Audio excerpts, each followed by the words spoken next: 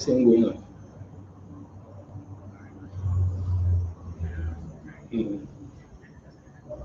Yeah, yeah. No, for also now a few seconds. Yeah, to what? Yes, we should put it down.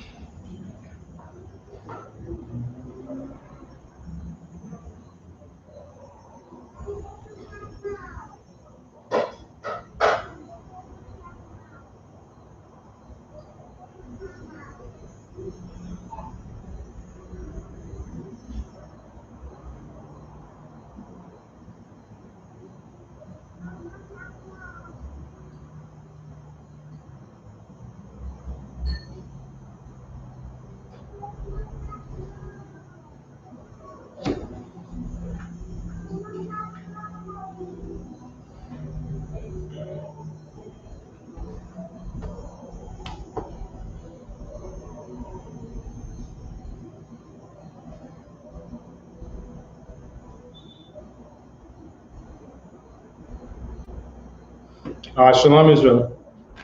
We are the I.S.U.P.K out of 1 West 125th Street, New York, under commanding General Yohanna. I'm Priest and Officer Yakad out of the Trinidad camp, and tonight is our Lashawan Qadash, or Holy Tongue.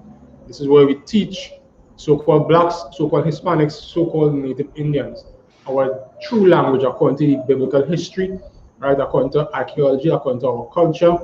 We just want to teach or get us back to the place where we get to understand our native tongue, which is the ancient Hebrew that was spoken in the scriptures, in the Bible. All right, tonight, as we have told you, is our Lashawan Qadash. We also have classes on basically almost every day of the week, at least for the local camp. On Sundays, we have scripture breakdown by our camp leader, Officer Lashawan. That's on Sunday evenings at 7 p.m. All our classes are at 7 p.m. except for our Sabbath classes. So on Sundays is our scripture breakdown with Officer Lashawan. On Monday, we have our history class with Officer Makako Bal. That is on Mondays. On Tuesdays, we have our brotherhood class with Officer Sawap Yaya, where we get to understand how to live with each other, how we are able to live and conduct ourselves among each other, how to resolve issues, how to deal with problems, right? So we get that done, get that rocking on a Tuesday class. On Wednesday, we have the law class with Officer Matkwaya. This is where we get to understand the laws and get a deeper understanding of how we apply these laws in our lives, right? And how different aspects of the law would help us not just increase our brotherhood, but increase our livelihood in every single aspect that we have. On Thursdays, we don't have any local class, but we have our scripture breakdown class with General Mahaiman. That is on the Thursday scripture breakdown class with General Mahaiman. That is on Thursday would be at 8 p.m. starting at 8 p.m. Trinidad time because of the daylight saving hours. You know, there's a time shift for about an hour. So instead of starting at 7 p.m., it starts at 8 p.m., right? That's at headquarters, right? After the scripture breakdown, we have Cross the Line Radio, all right, with Captain Tazarek and Captain Kataza, right? They go to breakdown where they take your calls, and anybody who want to come and cross the line would try to cross the line on that radio show on that is Thursday evening. On Fridays, on Nationwide, we have our Lashawan Qadash, right, which is done by myself, Officer Yakad, as well as by the other schools, all the other schools throughout the nation, throughout all the different parts of the world, whether it be Europe, in the UK, in the North America, South America, in the Caribbean, no matter where we are, wherever we have schools, right, we have some class or the other happening, right? But all these classes are basically carried approximately around the same time according to the time zones, right? And on Saturday, we have our Sabbath service, right, done by also by myself, Officer Yakar, as well as all the other brothers from time to time. We'll be conducting and doing the Sabbath services, right, on the Saturday, right? That's from Exodus 20 and verse 8. So there we will be able to get to understand how do we serve the Lord in accordance to the Sabbath day and the Sabbath service. Right, so tonight we're going to jump back into something a little bit different, but yet still the same. What we're going to do tonight is we are going to go through some of the basics, same basics like we did last week. As is the norm, we're going to go through the Hebrew alphabet for those who may be new, right? And also we're just going to go into a little history of the Hebrew language, right? So we're going to do a little bit of history so that we will be able to get a better understanding of what's taking place. So,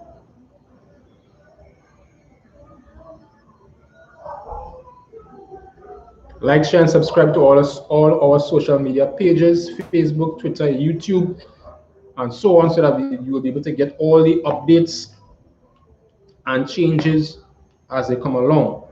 Or not forgetting to mention on Mondays, right? We have the scripture breakdown from headquarters also with General Mahaiman, right? He does the scripture breakdown on Mondays as well at the same 7 p.m. That's at their local time, 8 p.m. Trinidad time because of the daylight saving hours. And after the scripture breakdown on Mondays, we have the grill. Was formerly the grill, but it's now called Black Watch, right? With the leader of the nation, commanding General Yahanna, where you get all the breakdown of exactly what is happening. We get the whole breakdown of what's happening in Israel, call it Black CNN, so that we'll be able to get all the devices, all the issues, all the problems that comes out, and not just on Mondays alone. Sometimes he runs, short 1 hour, sometimes half an hour briefings on what is taking place. If it's a hot topic that comes up, he'll be able to lay it out and let us know exactly what is happening in the nation of Israel, whether it be this whole debacle with the vaccine, or whether it be other issues regarding the government. Big thing in the US now is the stimulus check and the vaccines, and whatever other issues happening anywhere in the world that would affect blacks, Hispanics, and Native Indians. Commanding General Yahanna is the man to give you the full breakdown on what is actually going to take place, and also give you the advice needed to go through these storms, go through these turmoils, or whatever issues that were coming up or that may come up during this time. In different parts of the world, we have now, second wave of the coronavirus coming down, so that alone is going to start to affect a lot of areas. Then we have, the impending, just came out of the so-called Christmas, so-called New Year's Day celebrations. And not only with that, we have, in the US, parts of the US and Europe, we have the snowfall, we have snowstorms and all other plagues and, devastations happening all over the US. Despite the change in the US election, nothing hasn't changed to Black, Hispanics, and Native Indians. We are still being shot in the street. Even down in Trinidad here, same thing, right? Up to recently, I saw a short video of, right in Trinidad of an accident. Not sure exactly what took place, but, when you look at the comments of one of these East Indians of how they talking about the accident, they're talking about, these people, these uneducated people, and whether get rid of these people. So you're seeing the tone and the undertones, that they're speaking about our people, right? And it's only when certain situations happen, that jump out itself. And you can really see the venom, as we would say, that is in their heart. They really see what's the real hatred for Blacks, Hispanics, and Native Indians. So tonight I want to get into one, the history, and two, I'm just going to go through short drop down of the Hebrew alphabet, as we always do.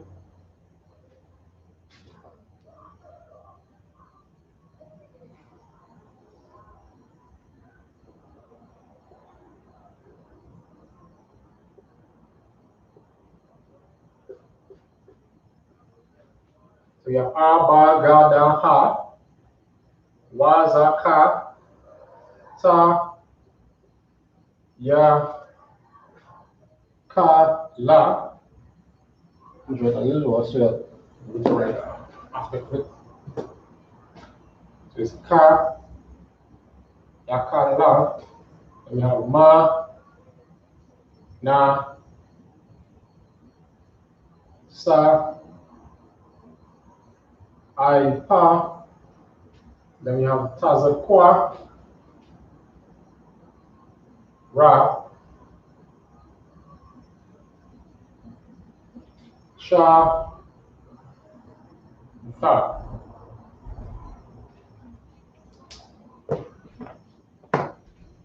That's the Hebrew alphabet.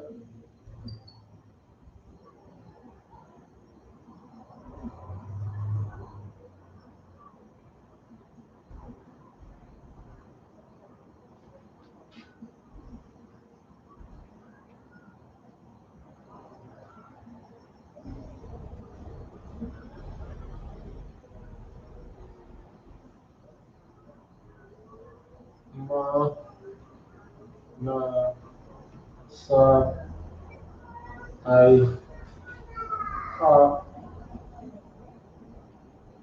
Taza, Kwa, Ra, Sha, Ta. Well, this is the ancient,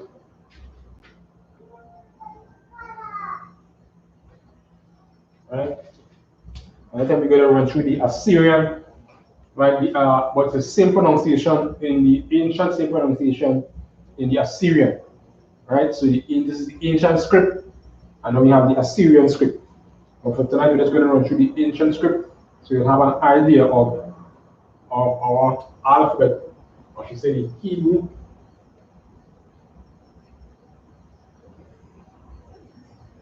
Right? This is our Lashawan Qadash, or holy tongue. This is our language. And we will see, how the Most High has continued to preserve our language as much as we went into captivity. We lost, so-called lost most of it, but the Most High has always preserved us, to preserve, some of his people, some of his prophets, to continue our heritage. In the scripture, it said we would discontinue our heritage. But we'll pull up that scripture in a second as paraphrasing. And to discontinue our heritage would be us, losing our customs, our language, our heritage, and really losing our identity for a period of time. Right? So during that period of time when we went against the Most High, especially it's emphasized in this last captivity that we're in right now, we see it where we have lost our native tongue, our native culture, our native heritage, right? Blacks, Hispanics, and Native Indians. And what happens is that we end up taking our oppressors' language, our oppressors' customs, our oppressors, everything that is not ours, we try to gravitate to it. More so because we don't have something of our own, or have lost that part. Now here in I.S.U.P.K under commanding GEN.YAHANNA, Priest and Prophet of the Most High, under his tutelage, is going to give that back. Every Black, Hispanic, and Native Indian. And when Christ, our King, who is known as Yahweh Shai in the Hebrew, when he comes back, he is going to cut down all the other languages, cut down all the other peoples, cut down all these other races, and there's going to be one language. And that language is the language of what we spoke from the beginning, right? I'm talking about from the beginning, I talk about back from Adam, come right back to Noah, Shem, Ham, and Japheth. And we're going to see all the scriptures here tonight as we're going along. So what I'm going to do, give you all a minute, we're going to take that down, and then we're going to dive right into the lesson, into the understanding, who is the forefather of the Hebrews. We'll write up and we'll be able to treat the language as we go through.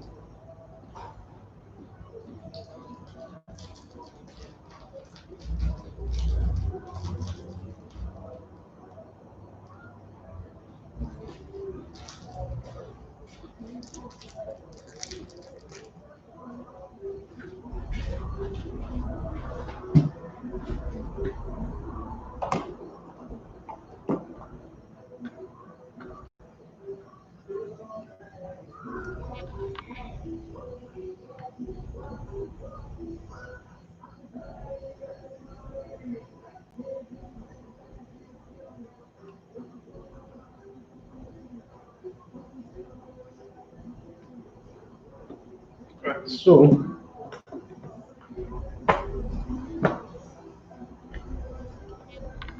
there was scripture that is always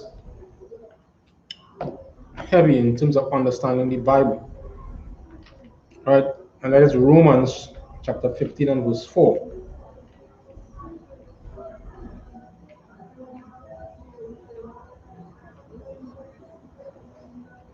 So Romans 15 and 4 says,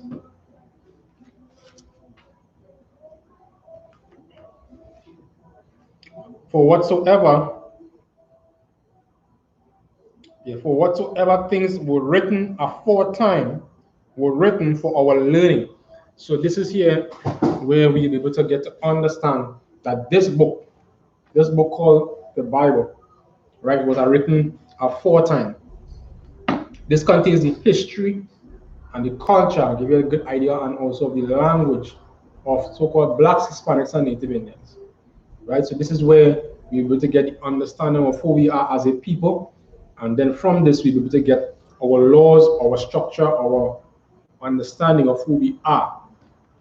So it says here, what was written for whatsoever things were written aforetime were written for our learning, that we through patience and comfort of the scriptures might have hope. Right? So that is, the backdrop of what it is that we're going to do tonight.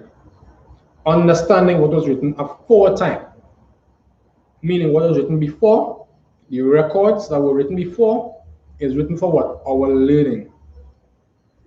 Now, when Paul's saying this, Paul didn't have Galatians, Paul didn't have the so-called New Testament. So what he was talking about, he said what was written aforetime is written for our learning. All Paul had was what? The Old Testament, so-called Old Testament, right? 5 books on Moses, and all the books that the other prophets wrote before him. So he was able to what? Get in all these information, get all these scriptures, and to be able to learn from these scriptures, and to be able to apply it to himself, apply it for him to what? Know who Israel is and know how to what? Righteously lead Israel at that time. Paul was, probably one of the, in the so-called New Testament, most of the books, where when he go to our people or go to the so-called Gentiles, who are what? Israelites living in a Gentile state. Israelites who are what? Just like us here. We are like Gentiles, because why? We didn't have a language, customs, and heritage. We were captives. We are slaves. So here's what: we didn't know the laws and the commandments until what? Somebody came and showed us to us, to know that what? To make us know that we were what? We are not Greeks, we are not Romans, we are not Trinidadians, we are not, Guyanese, we are not Bajans, we are not Americans. We are blacks. We're not in blacks, Hispanics, and Native Indians, because that is just a same title that our oppressor gave to us. But we are what? Israelites. We are from the 12 tribes of the nation of Israel. And that is what, having this knowledge aforetime gives us that understanding. So we no longer nigger, we no longer speak, we no longer wetback, we no longer whatever derogatory name that our oppressors call us at.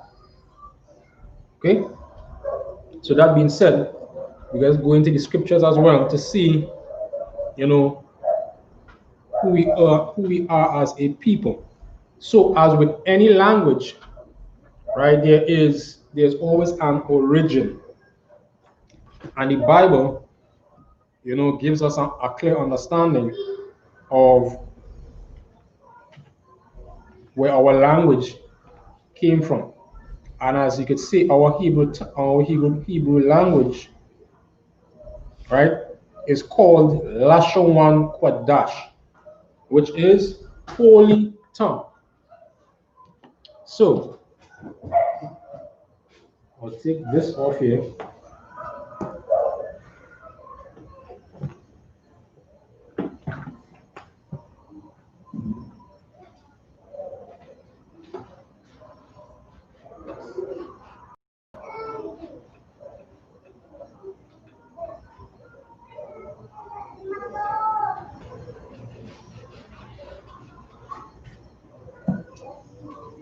And I write it a little smaller.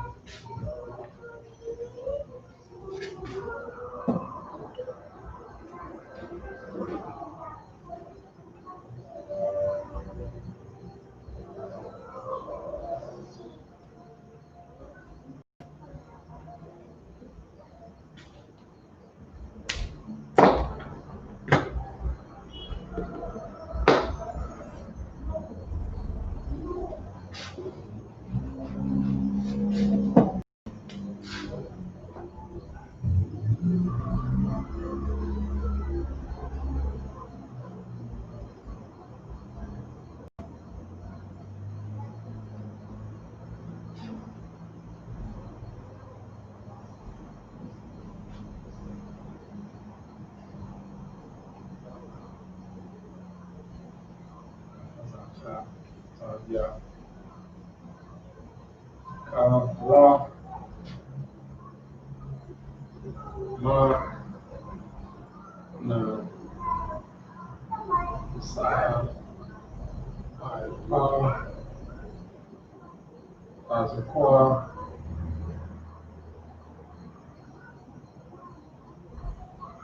ra, sha, pa. Nice. So, that being said,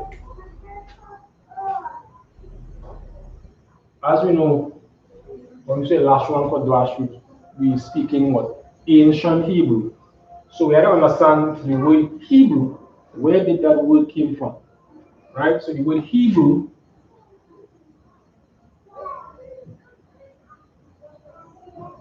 right, is pronounced Ibar.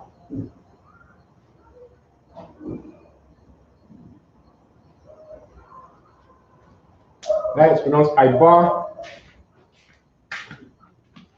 This one have it correct.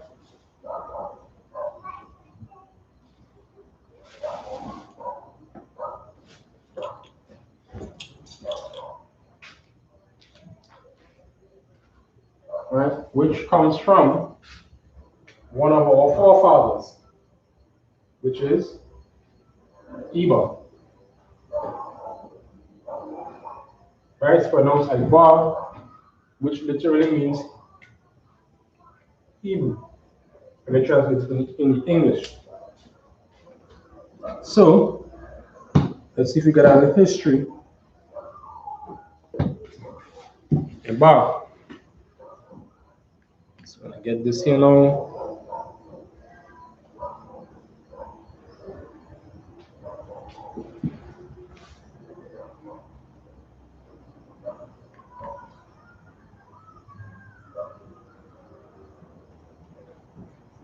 So I'm gonna get a little history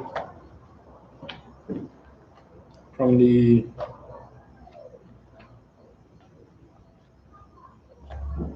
Zondervan Pictorial Bible Dictionary.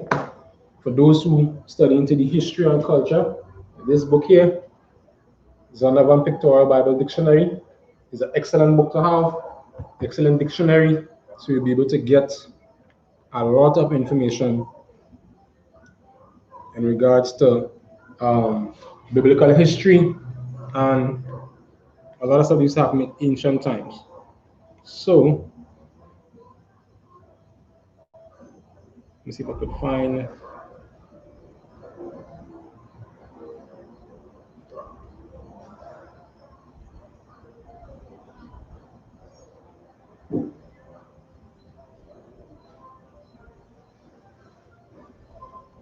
So, let me see, H.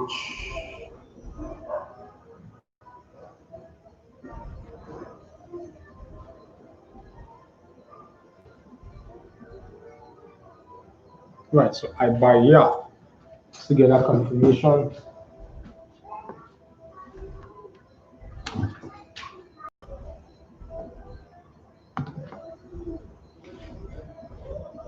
That is pronounced Ibaya.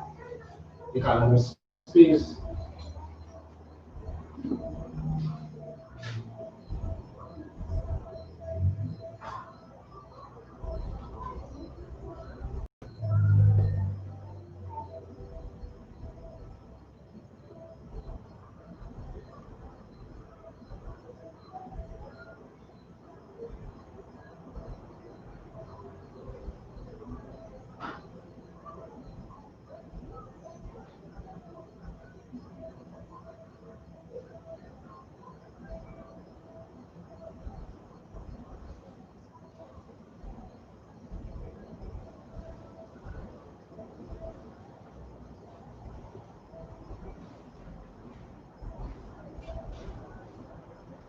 So now let's get a little history. So this is the word Hebrew. This is the pronunciation in Hebrew. And this is where the original name, because his name, I.S.U.P.K, that's where the root would come from Hebrew. So let's get some information here from the Zondervan Pictorial Bible Dictionary of who I.S.U.P.K is. So I'm going to go to page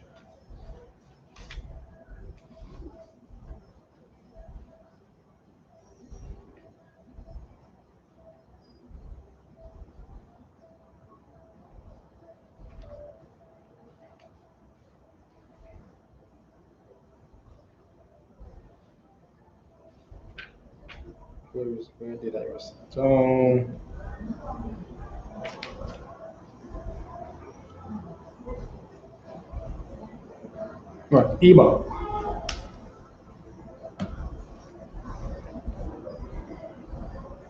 Right, they say I.S.U.P.K in his Zondervan Pictorial Bible Dictionary said this word means region across or beyond.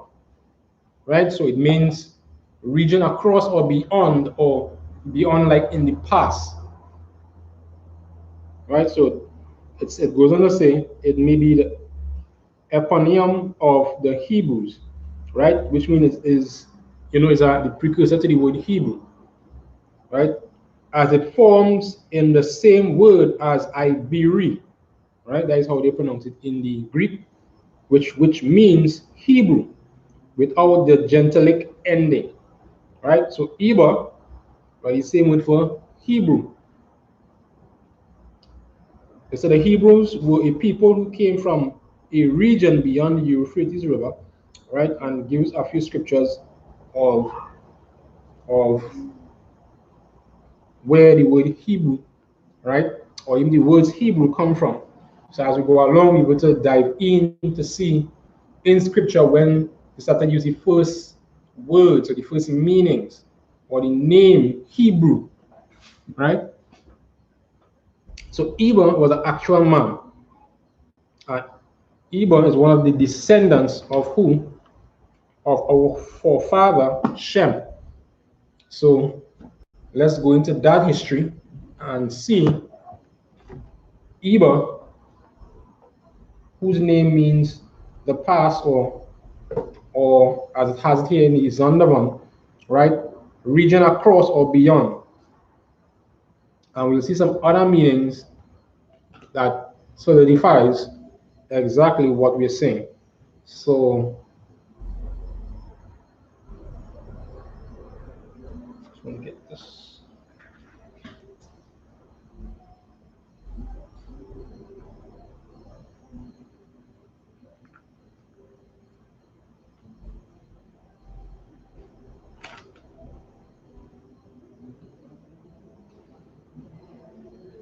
Right, so the first thing we're going to do is to see where Eber appears in the scripture. So you will see the appearance of Eber in Genesis chapter 10. And in Genesis chapter 10, it starts off right from verse 1, which says, "Now these are the generations of the sons of Noah, Shem, Ham, and Japheth." So we see here the beginning of the population of the earth after the great flood. So we have Noah, his three sons, Shem, Ham, and Japheth. And here now we're going to see the descendants of all the three men, all these three boys or his sons in the book of Genesis 10. Continuing on, you will see the different aspects of the lineage for each son, Shem, Ham, and Japheth. So if we go down to verse 20, verse 21, it says, "These are the sons," that's verse 20. Verse 21 says, "Unto Shem also the father of all the children of Eber, the brother of the elder, even to him were children born. Verse 22 says, the children of Shem, Elam, who is the so-called East Indians, Ashur, right, Apharax, Lud, and Aram, right? So these were the children of Shem. Now, if you look carefully in verse 21 or verse 22, for that matter, it says, it named Elam, Ashur, Arphaxad, Lud, and Aram. Now, our so-called oppressor love to say, well, okay, well, the ancient language, ancient Phoenician, or they might say ancient Proto Aramaic. The whole word Aramaic, just like Iber, also carries a language. So Aram is where they get the so-called Aramaic language from, right? That is what the so-called oppressor use. So they say we speak in so-called Aramaic language, right? But as we go through the scriptures, we will see what was happening at that time, because at this period of time with Shem, Ham, and Japheth, there was only one language being spoken, and that language was the same language from the beginning that our forefather Adam was speaking, which was what? Our ancient Hebrew language. It wasn't called Hebrew at that time, but you will be able to understand where we got that language from.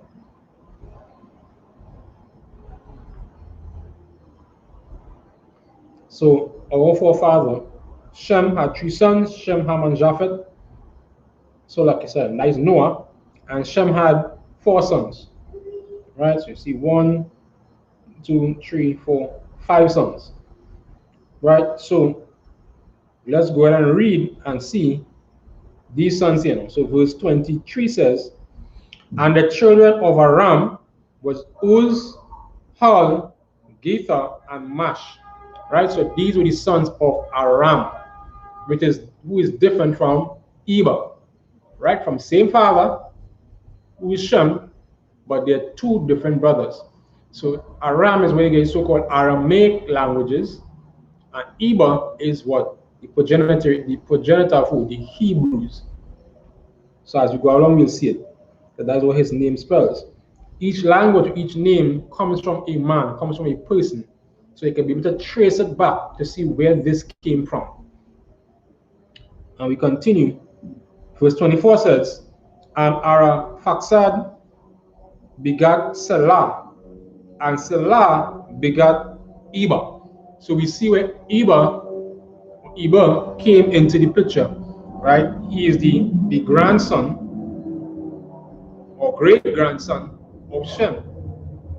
So we had Shem, Arphaxad, Selah, and then Eber. So Eber was the great-grandson, the grandson, the great-grandson of Shem. And then it continues to say, and unto Eber was born 2 sons. The name of one was Peleg, for in his days was the earth divided, and his brother's name was Joktan.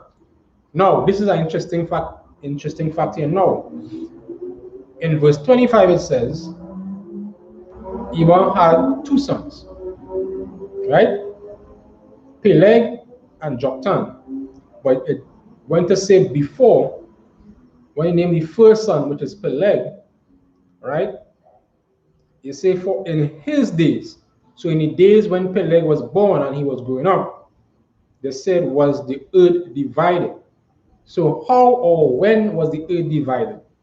As we go into the scriptures, we go into the next chapter, we'll be able to see, okay, how the earth was divided, right? As we know, at that time, the world was what? Everybody was one. After the flood, the earth is being populated. So Shem, Ham, and Japheth, and Noah, they were all speaking what? One language at the time. So now we're going to see where now there's going to be a drastic change. That is why it's mentioned here. In the time of Peleg, that is when the earth was divided. That is when the so-called nations started to separate. because of one particular event that created that great separation or that great division, right? Not just among the people, but the languages, right? So some significant took place at that time. So we're going to jump from there and we're going to go into the book of Genesis chapter 11 and from verse 1. So Genesis 11 and 1 says, and the whole earth was of one language and of one speech. So this now, again, showing the confirmation that there was one language. We didn't have all these languages that we have now today, and everything else that is under the sun. So there was one language being spoken at that time. So we continue. And it came to pass as they journeyed from the east, that they found a plain in the land of Shinar, and they dwelled there. So we have this group of people starting to come together, and they decided to what? Come together. And they're going to the land of Shinar, right? And the whole reason they have a place called land of Shinar is because what? It's named after somebody, right? Who started to develop and build this place. And they said one to another, go to, let us make brick and burn them thoroughly. So even at that time, the technology, they knew how to make bricks. Even at that time, to build what? Extraordinary building. So what are they going to build? During this time here now, we see this is under the reign of who at that time, which was the person in charge, or who was doing this building, or who was in control of this so-called wanting to build this great building or great tower, was Nimrod. So at the time, Nimrod was the man in charge at that time. So Nimrod along tried to bring everybody together to build what? A tower towards the Most High. So we're going to continue and see what it is, right? Verse 3 says, and they said one to another, go, let us make brick and burn them thoroughly. And they had brick for stone, and slime had they for mortar. And they said, go to, let us build a city and a tower, whose top may reach unto heaven. Now, why they want to reach to heaven? Why they want to build this tower to go up high up in the heavens? No other thing but to what? To try to what? War against the Most High. That is the only reason they try to get that. Try to get to the heavens, to try to build this great building to reach what? Up in the heavens, to go where the Most High dwell. Right? And this was under the reign of Nimrod, right? Who was the great king of that time, who the so-called Babylonians and the ancient Sumerians were the descendants of. Right? So if you look into some of the history, you will see the Sumerians, Babylonians, all those are descendants of this same era, right? And this same gathering that took place at that time. Verse 4 says, reading back from the top, and they said, go to, let us build a city and a tower, whose top may reach unto heaven, and let us make a name. Right? So they want to make a name for themselves. They want to be what? This great people. Nothing more than what it is today. You know, everybody touting the so-called Illuminati, one world government, one language, one currency. All these are things that is very similar to what was happening in the ancient time. As we said before in the scriptures in Romans 15 and 4, what was written aforetime is written for what? Our learning. And even in the writings in, I think it's Ecclesiastes, right? I think it's Ecclesiastes 3, if I'm not mistaken, where Solomon said there's nothing new under the sun. The same thing they were trying to do back then is the same thing our so-called oppressors doing now. That is why we have so much of what? Big skyscrapers, tall buildings, trying to what reach to the heavens, trying to what go up, to so-called challenge the Most High. And we're going to see it right here in the scriptures. So they're saying here now, whose top may reach unto heaven, let us make a name, lest we be scattered abroad upon the face of the whole earth. Verse 5 says, and the Lord came down to see the city and the tower which the children of men built. So we see here now where it says the Most High came down. Obviously, we know in the scripture this is not literally the Most High literally came down. So we had to get that understanding, right? Just paraphrasing what the Lord said, the earth is his footstool. And if the earth is his footstool, that alone letting you know who the Most High is. The Most High haven't come down here. The Most High have angels that come down, and they basically eyes and ears down here.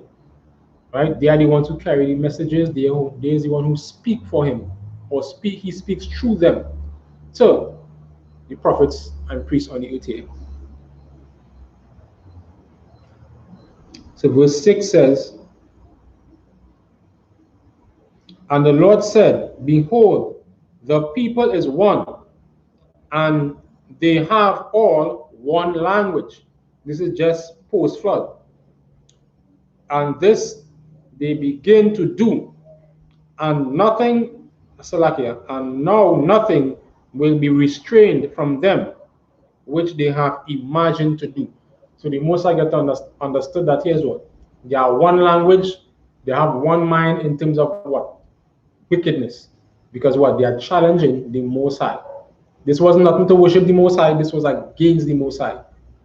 So that's why the Most High was against it. And we're going to see what the Most High did.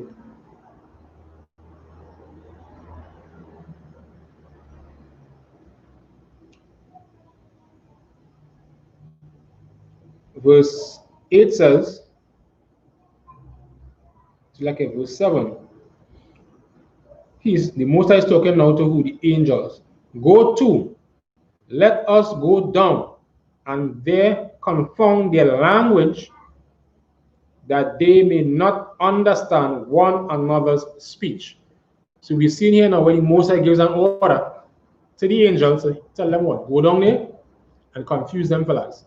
So here now we're seeing where the so-called instruction to break up this so-called one language, one unity that these people had on that Nimrod at that time to fight against the Most High. The Most High sent the angels to what? Confuse them, to change their languages, to change their speech. So you see, Most High gave that instruction, and this is where now you're going to see everybody have their own language now. Chinese, Japanese, Greek, you name it. Every other language under the sun is derived out at this moment here. So you're going to continue to read. Verse 8 says, so the Lord scattered them abroad from thence upon the face of all the earth, and they left off the building of, they left off to build the city. Therefore is the name of it called Babel, because the Lord did there confound the language of all the earth, and thence did the Lord scatter them abroad upon the face of the earth. So we're going to see here now, this is where, as in verse 10 says, during the time of Peleg, that is when this event took place, during that time.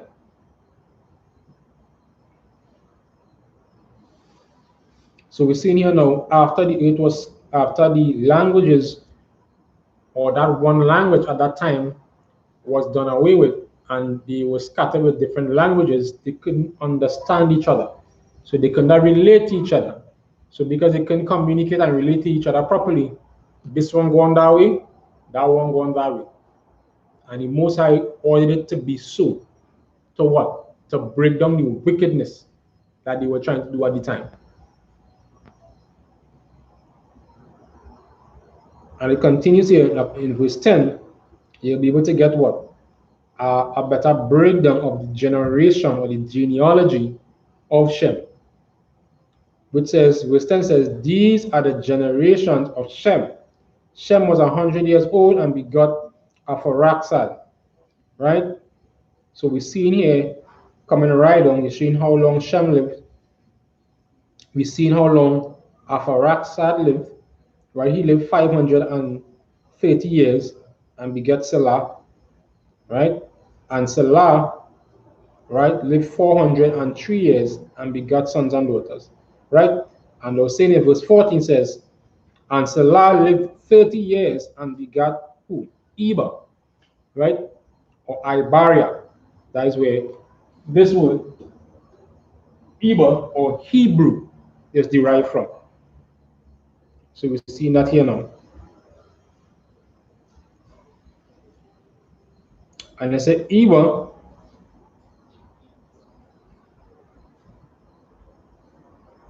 they say Eber lived to 430 years and begat Peleg. And he had many sons and daughters. But what we're going to see here now is the pattern, right, of the genealogy come right down to who? Our forefather. And our father is what? Abraham, Isaac, and Jacob. So continuing, so after Eber begat Peleg and Joktan. But the Most High only chose one genealogy coming down. He always chooses one. So we had Peleg. After Peleg, Peleg had Reu, right? And Reu, right, begat Serug, and Serug begat who? Nahor. And Nahor lived after he begat Terah. So Nahor, Terah, and Terah, here now the same, lived 70 years and begat who? Abram, Nahor, and Haran.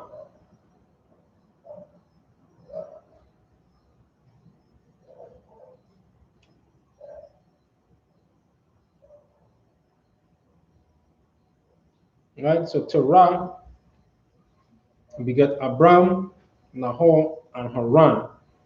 So we're seeing here the generations now of our forefather. And if you continue to read the history, you're able to see what? Abram left his father Terah on the land where he was, of the Chaldeans. The Most High called him out to leave his father's house and go to a land where the Most High would show him. And there, as the passage of time, he made that promise to him that he would make him what? A great nation. And we're going to continue to see that in the scriptures. You see, now these are the generations of Terah. Terah begat Abram, Nahor, Haran, and Haran begat Lot. Verse 28 says, Haran died before his father Terah in the land of his nativity in Ur of the Chaldees. And Abram and Nahor took them wives, and the name of Abram's wife was Sarai, and Nahor's wife was Milcah.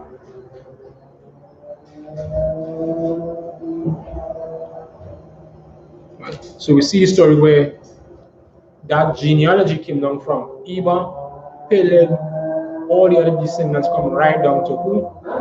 Abram, or when his name was changed afterwards, Abraham. So Abram was his previous name. Most I changed his name from Abram to Abraham, right? The father of nations. So we're going to see where that bit of history scripturally showing you where that language continues to develop. Now, what a lot of people don't understand is that the Most High always chooses one to continue his heritage. And the person who he chose was Abraham. Because at that time, Eber was the only one that kept what? The original tongue. right? That is what his name is. So let's get some more history here.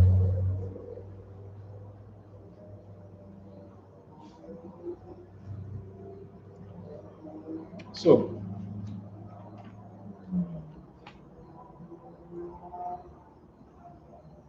we have Iba.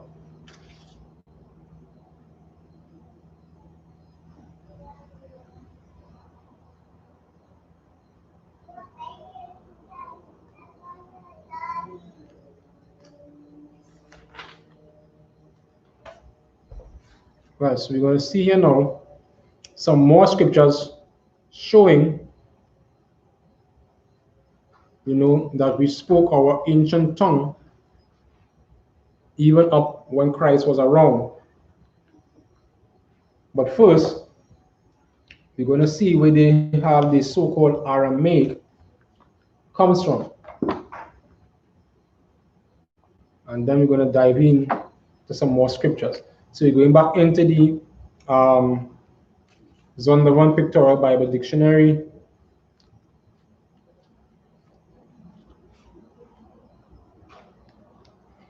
So in the Zondervan Pictorial Bible Dictionary, we have the word Aram, right, which is one of the sons of Shem, and this is where you derive the word Aramaic, or the Aramaic language, or the Aramaic people. You see, Aramaic, a West Semitic language closely related to Hebrew, right? So it's closely related to Hebrew. As we read in Genesis 11, the Most High confounded those who were trying to build the city in the Tower of Babel, so that they no longer would speak one language. So everybody had to break off and have their own languages. But only Iba kept the original tongue. So here what it's saying. They say a West Semitic language closely related to Hebrew, which developed various dialects, right? They say the Aramaic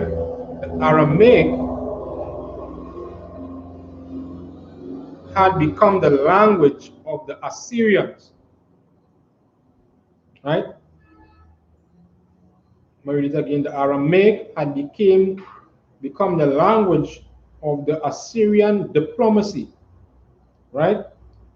And it's clear from, you can see this in 2 Kings 18 and 26. So I'm going to read that just now.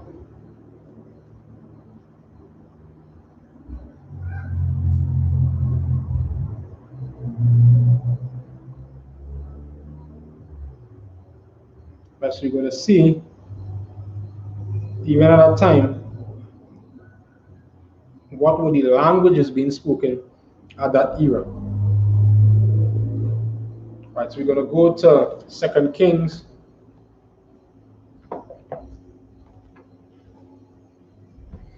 First, before that, let's look at where the word Hebrew, actual word Hebrew, first began to be used in the Bible.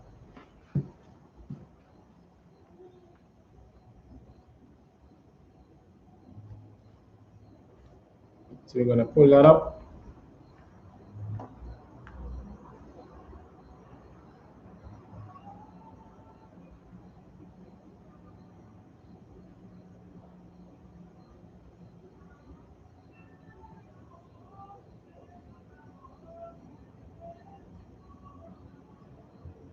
So we're going to see this here now.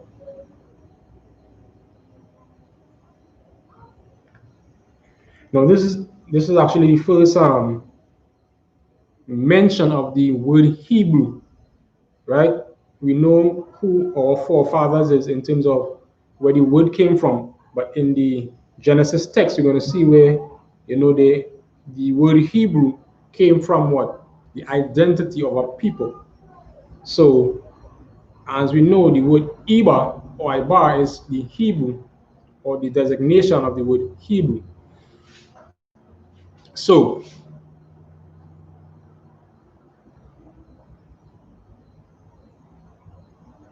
So this is the book of Genesis chapter 14, right? This is giving a backdrop of the story with Sodom and Gomorrah, right? Now, at the time, what happened? Lot and Abraham was together. Their goods got so much among themselves. Lot say, "Here, well, take your half. Look on, go on that side. You choose any side. Whichever side you choose, I will go the opposite side." So that took place. Lot took his stuff and went down to the area, the plains where Sodom and Gomorrah was. It so happened Sodom and Gomorrah had war with another king. Lot and his people got captured by that king, right?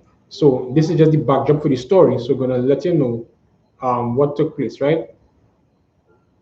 So except from verse 10, they say, "And the vale of Sodom was full of slime pits, and the king of Sodom and Gomorrah fled and fell there, and they that remained fled to the mountains." So the kings of Sodom and Gomorrah basically got defeated, right? And they took all the goods of Sodom, which was the king, right? This was an Elamite king. And the Elamite king, or the people of Elam, is the so-called East Indians of the Bible, right? They are the so-called East Indians. So they were the ones who were at war with the kings of Sodom and Gomorrah, who were Africans, right? So with that, we look at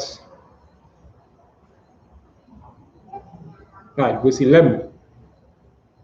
We don't verse 12.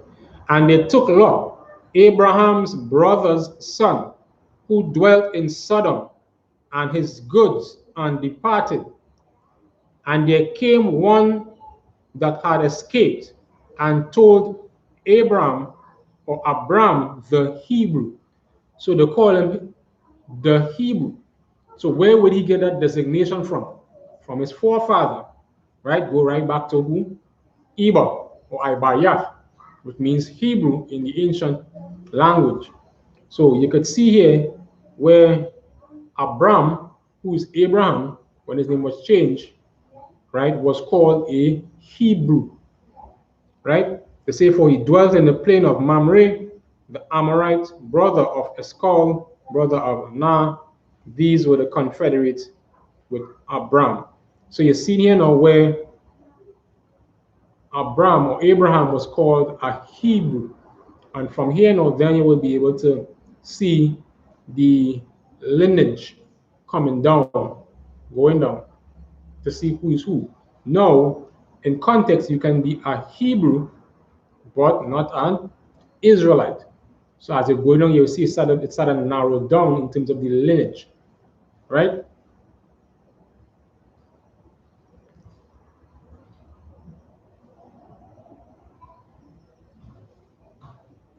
So you come to Abraham, Isaac, Jacob. Remember, Isaac had two sons, Esau and Jacob.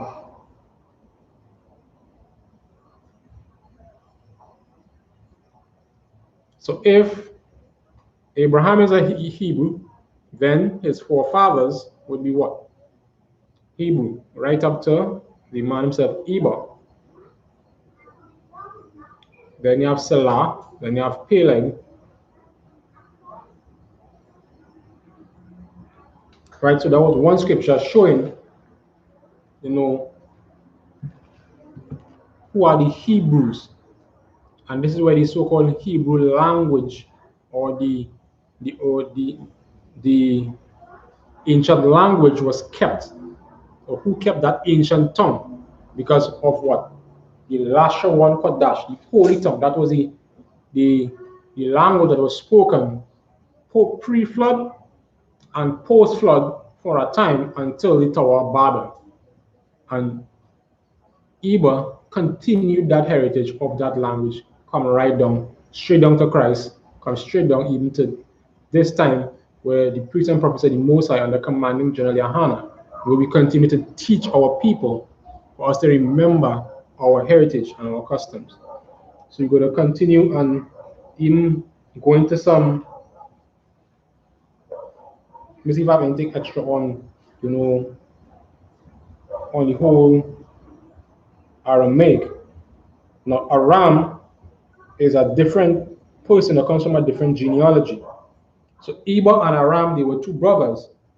So Aram, they had the so-called Aramaic languages, and we have Eba, who had the so-called Hebrew, or the original tongue, right? Aramaic is a break off of Hebrew.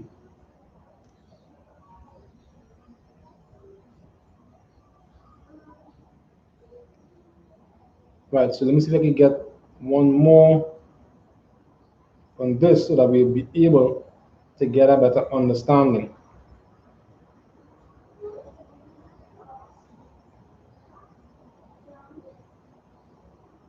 Right, could read this part here, right?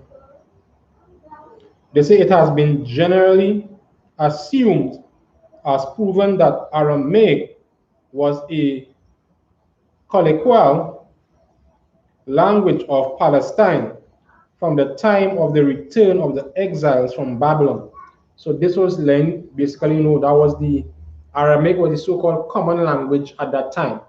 After different conquests of the Assyrians, all these different type of people, there's a specific type of language being spoken in a generalized area, right? So some people would have their original language, but there would be at times a mainstream language being spoken. For instance, we have English, right? We know English is not the original language, original tongue, but here's what, because of conquest, English is being generally spoken in all these territories in the Caribbean, with the exception of some areas that speak what? Spanish. So in one area, you have Spanish speaking territory, the next area is predominantly English. So we're seeing that is what happened during that time. But between that, we have different nations of people still having their original tongue. So they can speak their original tongue, but yet still speak these other languages to interact with people during that era. So it says here, right? They say, but some believe that Hebrew was spoken in Galilee in New Testament times. It is probably safe to assert that our Lord, they're talking about Christ, habitually spoke Aramaic and occasionally Greek, and read and could speak Hebrew, right? So as we know, Christ could have spoken Hebrew and the ancient Hebrew, right? And it's proven here in these scriptures here as well.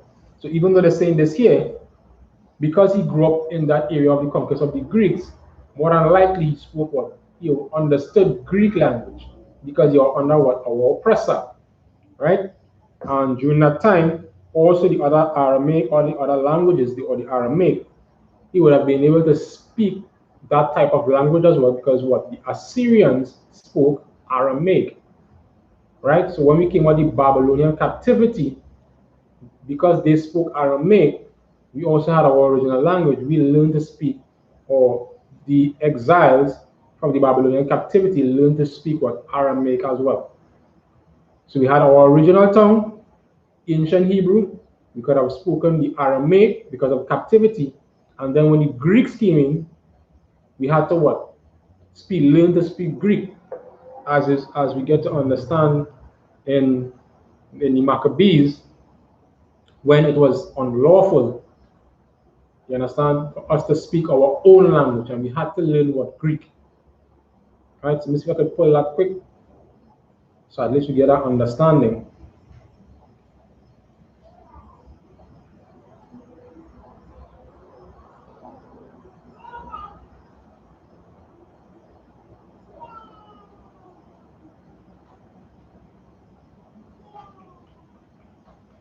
So that was in the Maccabees. Let's see if I can pull up this here.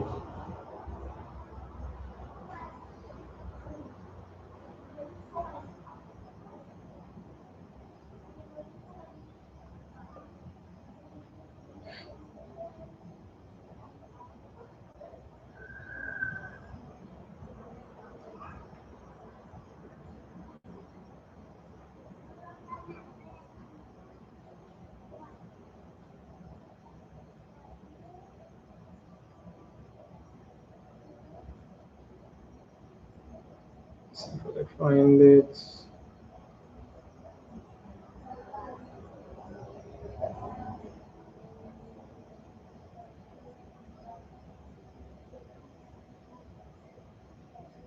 So we see in through history and through slavery how languages change. Right? So this is 2 Maccabees 6:6, which says, right? What just give it a backdrop from verse 4. They say, for the temple was filled with riot and reveling by the Gentiles, who dallied with harlots and had to do with women within the circuits of the holy places. Besides that, brought in things that were not lawful. The altar also was filled with profane things, which the law forbiddeth. Neither was it lawful to keep the Sabbath days, right, or any ancient feast, or to profess himself at all to be a Jew. So we had to basically abandon every single thing that made us who we are. So you cannot say he's a Jew. If you try to speak the language, you're in problems. And basically, seeing like what's happening to us now, right? In slavery, but in this case, it was worse, where we totally lost who we were. And that was just a little backdrop of what was taking place at that time. So, what I'm going to show here now as well is Christ speaking our ancient Hebrew, or speaking the language. And we're going to show this in the New Testament. Right, so you're going to pull up this in Acts. This is Acts 26.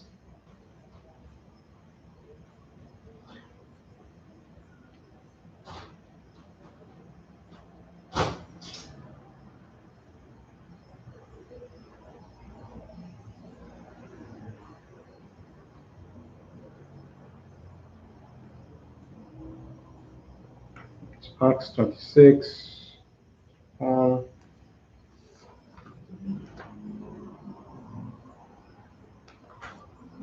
Paul also got to speak ancient Hebrew, as well. He's got to speak Greek and also possibly Aramaic as well, because Paul was very well versed in the languages. So this is here showing and proving,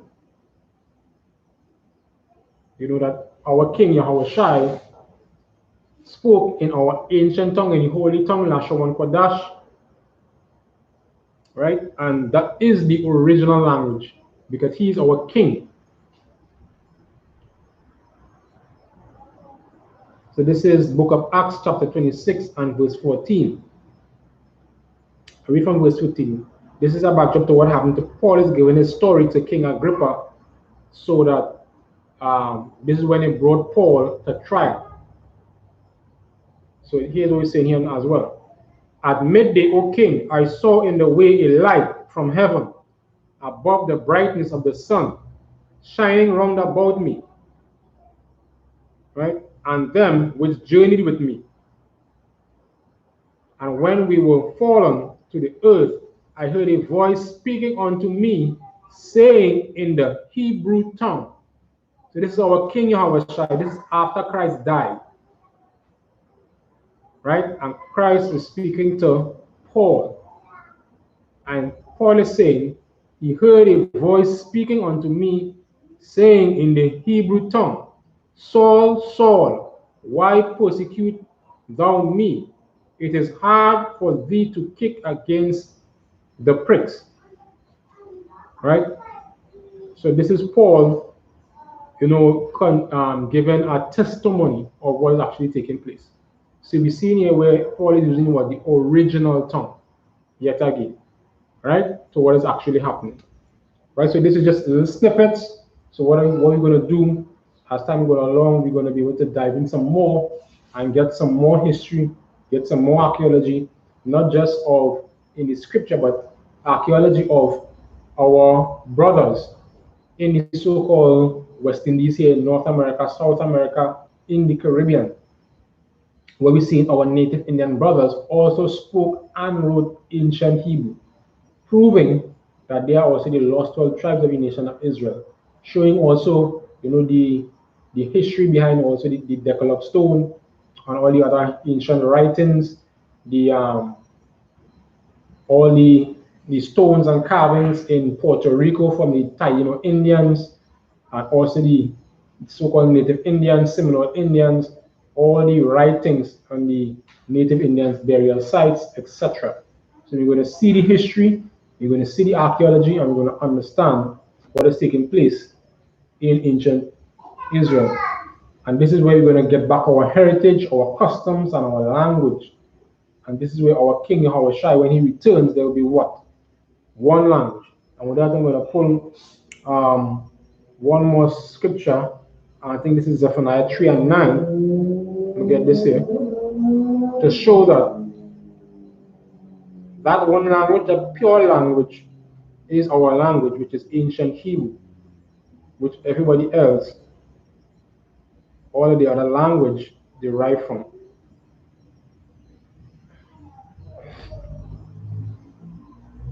So we're going to see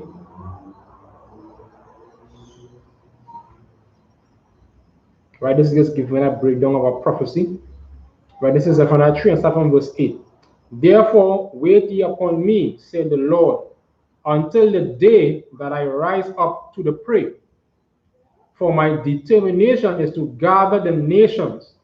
Right? So the Most High in that time when our King Yahawashi comes, is going to what? Gather the nations after we have destroyed them. Right?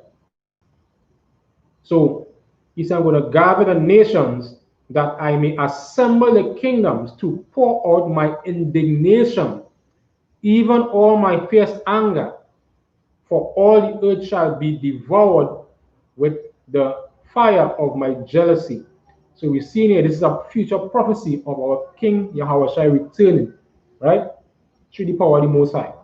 Verse 9 says, for then will I turn the people a pure language, and that pure language is what our King Yahawashi spoke when he spoke to Paul, which is what? The Hebrew tongue, the ancient tongue, the Lashawan Qadash. Right? That they may all call upon the name of the Lord to serve him with one consent. So in one language, there's going to be one language. But it's not going to happen like how the Illuminati and, you know, the whole conspiracy theory aspect. You understand? It's not going to happen that way. When our King Yahawashi come down and destroy every single nation on this earth and bring them under subjection, then they will have no other choice but to what? Speak our holy tongue, the Lashawan Qadash. Because if you don't speak it, you ain't going to eat. If you don't speak it, head's going to roll. Because why? We are going to be in control. All blacks, Hispanics, and Native Indians will be in control of this planet under the rulership of our King, who the world called Jesus, whose name is called what? Yahawashi in the Hebrew.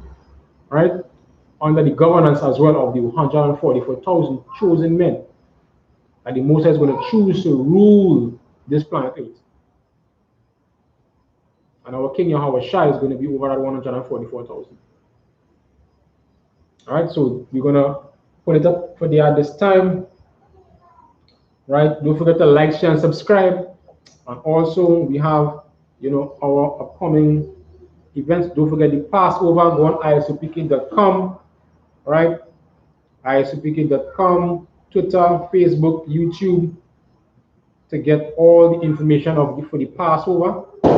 So now we're going to get the information for the Passover. All right, so April the 24th, we're going to see